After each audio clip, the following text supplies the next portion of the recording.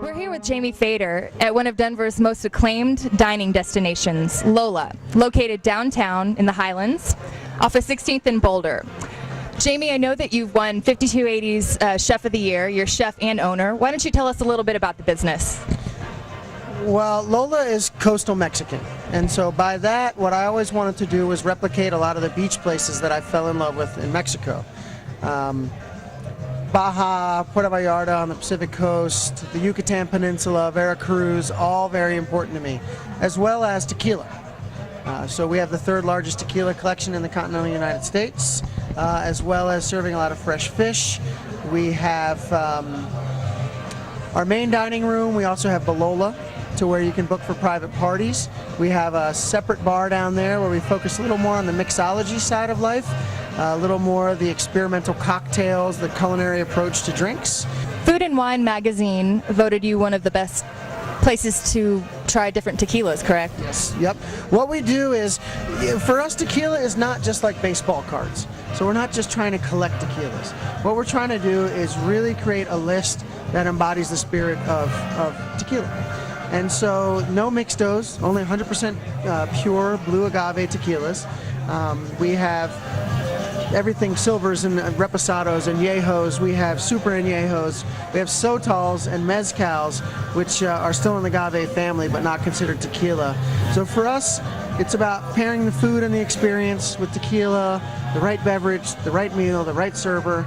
And we do lots of tequila tastings, tequila dinners. You can get flights of tequila, anything along those lines. I noticed you have an awesome patio. It's one of the best in Denver, and I know that when I came here, I expected it to be, you know, maybe all Mexican food, but it's definitely eclectic. You have more of a there's seafood, a lot of seafood, correct? Can you tell me some of the items on your menu? Well, our menu always changes, so I'll speak to that. So first, eclectic, yes. What I don't want to do, I'm clearly not Mexican, and I'm not trying to be Mexican, nor are any of us here. Big fan of the culture of food in Mexico. It's very social. It's very much a part of not just sustenance, but the lifestyle that is Mexico. Of enjoying life means drinking and eating and being together, and so that's the theme of our restaurant. Some of the menu items that we do, it's always a spin. So we have a classic carne asada, but instead of just being a ribeye, we'll find some amazing cut from a local grass-fed beef rancher, our version of what a mole is, and then we'll do fun things with onion rings or some crazy hash with homemade chorizo. I do like doing fish predominantly. I like to focus on the coastal regions of Mexico. So right now, halibut's in season. So we have halibut with squash enchiladas and sort of a tomatillo green sauce that goes over it. But local seasonal plays a lot into what we do. And what we like to do is take a classic dish from Mexico and sort of add a more contemporary culinary approach to it. So you use, I guess, local farmers, sustenance? Yes, very, very aware of our footprint. So we like to try to stay within an arm's reach of the restaurant. Being Colorado, the growing season is short, but we do what we can. Certainly our potatoes and yams, a lot of our beans, just about all of our produce in the summer comes from Colorado. So we base our menus around that. On top of that, we use local chicken. We use local lamb, local goat, local beef, local buffalo. So it's very important to us. So although we are not your typical Mexican restaurant, the soul, the culture, the flavor, style, profiles and styles are definitely based around classic Mexican cooking. Okay, so tell us about your happy hour menu. Happy hours is 4 to 6, and it's sort of built. The folks that have been around a while know to come as early as possible to camp out on our patio. Get the best seats because they do go quickly. We have the big garage doors that open up outside.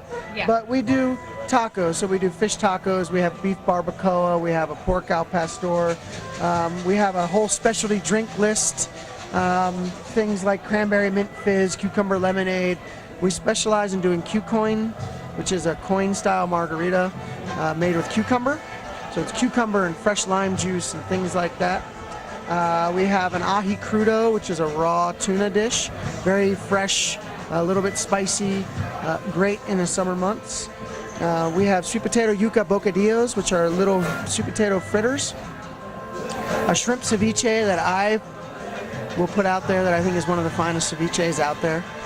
It's shrimp poached in lime and coconut milk with tomatillos and chilies. Really, really good.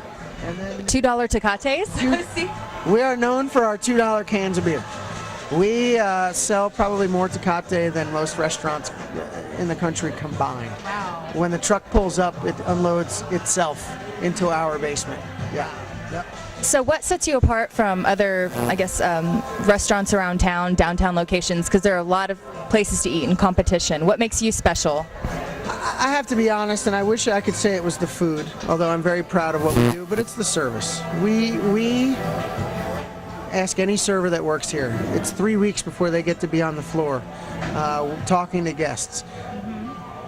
You can put out decent food, but if you give terrible service, people won't come back. Right. If you put out okay food with great service, people will always come back. What we try to do is put out great food with great service. So our staff is fully knowledgeable on everything we do.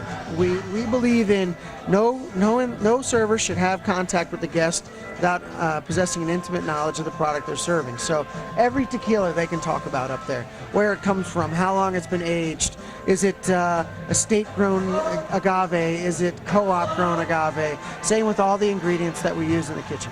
And what Lola is to me is more of a vibe than a spot. When I'm at a grocery store or somewhere not at work and someone sees me and says, "Oh, you're the guy from Lola." Yeah, I am. And when I go there, I always feel like I'm a part of something. To me, that's really cool. Making people feel like they belong and that it's their spot, that's what's helped with our longevity. I noticed somebody ordered guacamole, and don't you actually kind of doesn't the server come out and it's a big presentation? It's not meant to be fancy, but it comes from I'm a guac snob. I can't help it, I will admit it. I believe that guacamole is either made to order or that it's not good. And I love avocado, it's one of my favorite ingredients, bar none. And so we have a little cart that rolls up, that we use chamayo chili powder, red onion, garlic, cilantro, lime, salt and pepper, as well as some ground serrano. And so it gets made table side. You can order it however spicy or limey or cilantro or oniony as you like it. But the key for me is we don't do a real mushy, blended guacamole. What we do is we keep it chunky. That way you get to taste the avocado with the other ingredients as opposed to just being this amalgam of sort of one flavor. Right, exactly. Sundays you have live bands? We do. Saturday and Sunday we have the best brunch in the city. And that's not me. That's Westward and 5280 and a few other magazines and periodicals that have voted us that. So it's 10 to 2. From 2:30 till 5 on Sunday we have bands. And they set up right where we're sitting. And it's anything from salsa to sort of a little more jazz hip-hop type thing. But we cover the gambit. It's a really fun day. The Saturday is a little more family. Sunday's a little more raucous, but we get a lot of industry folks. Sunday fun day. Sunday fun day. You got it. So we actually have a Bloody Mary bar that we set up to where, you get your glass and you sort of make it as you please.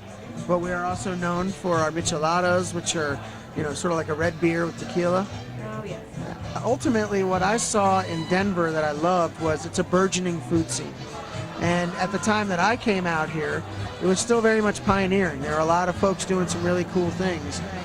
So it was nice to be a part of that wave and have the pond be a little smaller, a few more opportunities. But I love the dining scene in Denver, and I think Lola has fit in well there. Well, Jamie, thank you so much for sitting with us. I really appreciate it. If you want to come down and enjoy an awesome patio, great food, great service, come to Lola in the Highlands. This is Melissa Nielsen with CNTV, and if you don't know, now you know.